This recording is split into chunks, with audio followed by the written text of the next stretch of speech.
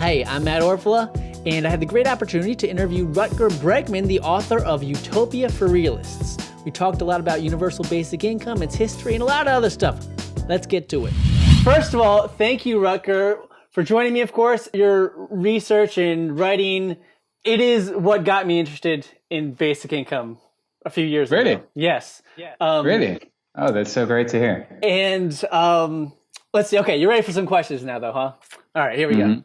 So, regarding Nixon's plan to end poverty with free money to the poor, in your writing, you describe Nixon's family assistance plan as a partial basic income, but it had a work requirement element to it, which doesn't sound like the universal basic income that people are talking about today, where everyone would get a basic income regardless of whether they work or not. Did Nixon's family assistance plan always have a work requirement? Can you tell us the story of its evolution and why it ended up failing? Sure. Well, this is actually a pretty fascinating and bizarre history. So what Nixon did is that he said in public, when he gave speeches about his plan, he said, there's going to be a work requirement.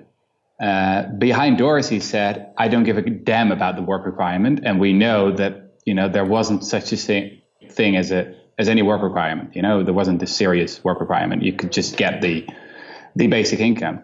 But he used the rhetoric and the language of workfare to defend the basic income. It's pretty bizarre.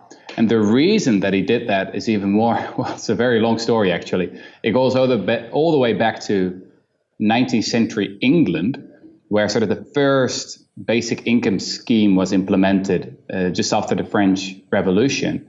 And this was called the Speen-Emland system. And many economists and historians thought for a long time that system had been a disaster. Now, Nixon heard about that, and suddenly he was a little bit afraid and decided to change his rhetoric. There was an advisor, Martin Anderson, big fan of Ayn Rand, who sort of wrote a paper for him that said, well, look, what happened in the 19th century in England, it was really a disaster. It was only later that historians found out that in reality, the report that showed that this first basic income experiment was a complete disaster was actually, that report was a complete fabrication. It was published in 1834. It was the basis for the New Poor Law. Now, everyone who has read Charles Dickens knows that was like the most evil systems of Social Security the world has ever seen.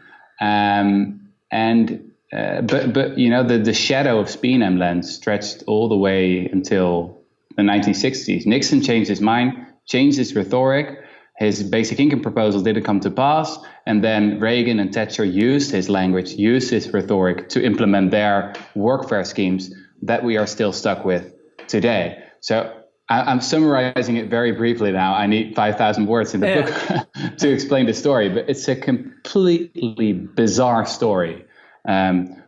But, to make my answer really short, yes, Nixon's proposal was a real basic income proposal. It was a modest basic income, but it was a basic income with no real work requirement. And so why did it end up failing?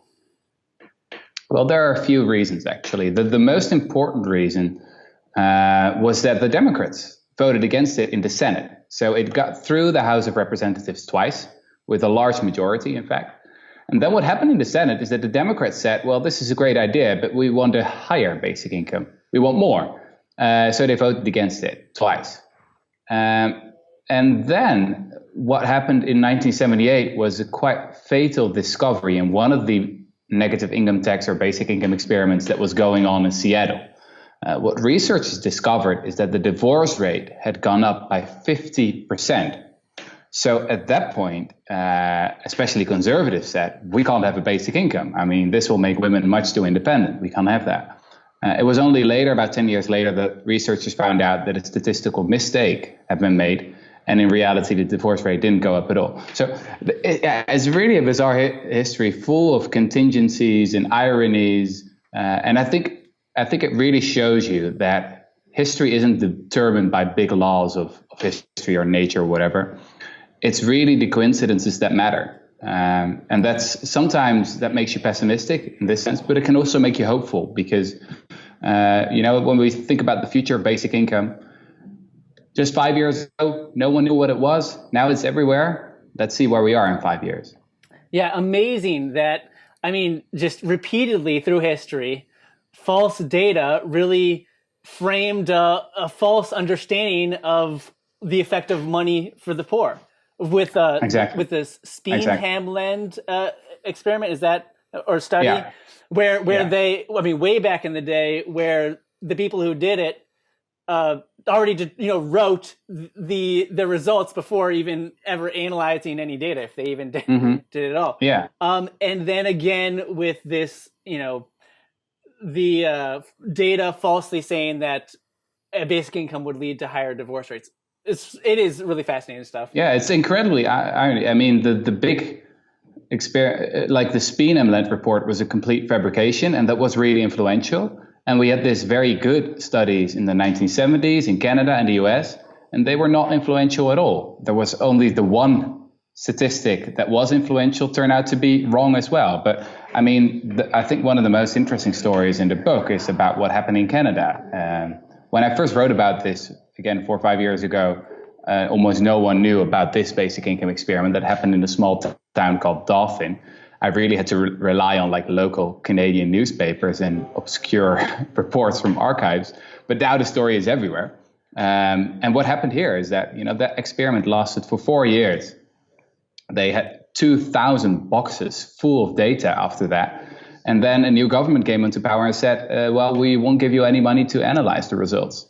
And then it was forgotten for 25 years until a Canadian professor, Evelyn Forget, discovered the data, did the analysis, and discovered that it had been a huge success. Healthcare costs went down, kids performed better in school, domestic violence went down, mental health complaints went down, people didn't work any less. The only ones who worked a little less were new mothers and students. So again, yeah, it's full of ironies. Amazing, yeah, and yeah, I mean, it all came down to like what information actually got out and influential. And I'm going to ask you more about like the media's current role in this later.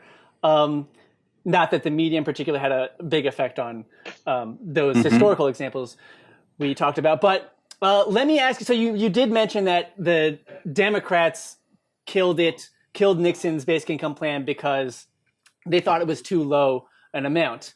But I was watching Milton Friedman on the old PBS series Free to Choose, and he said that the chief obstacle that Senator Pat Moynihan demonstrated in his book on the Nixon program, which is your source too, he said the chief obstacle to getting it enacted was a welfare bureaucracy.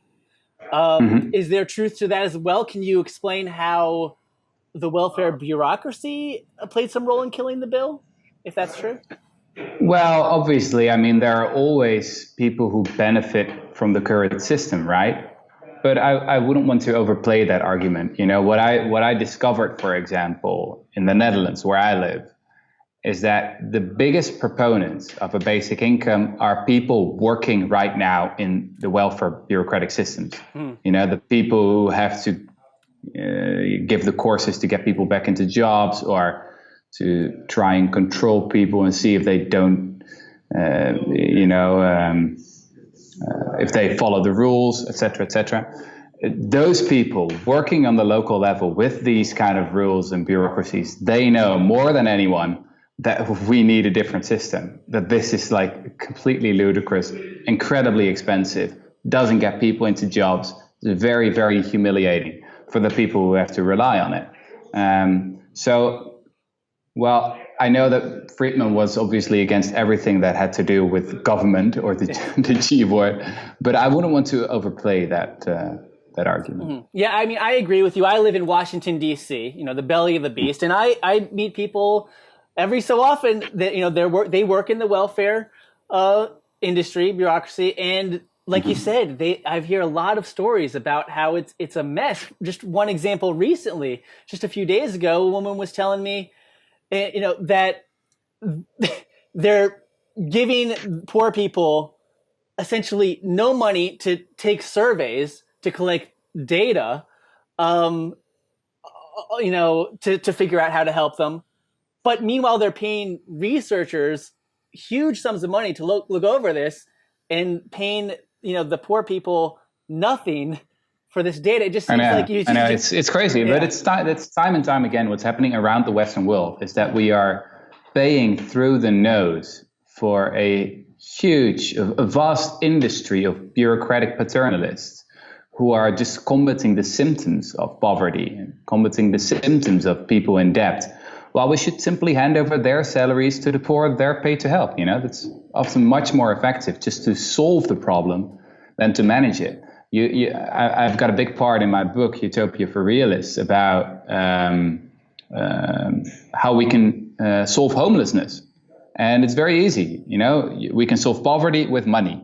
And you solve a lack of homes, you solve it with homes. It's a very effective program that's being implemented worldwide right now, also in the US.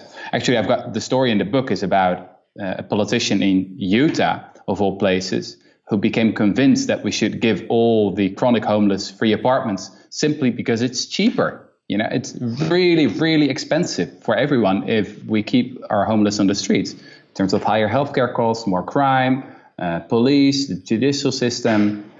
We waste a huge amount of talent, people that could work and pay taxes, etc., etc., etc. What I really try to do in the book is provide solid evidence for win-win solutions, that we'll all benefit from.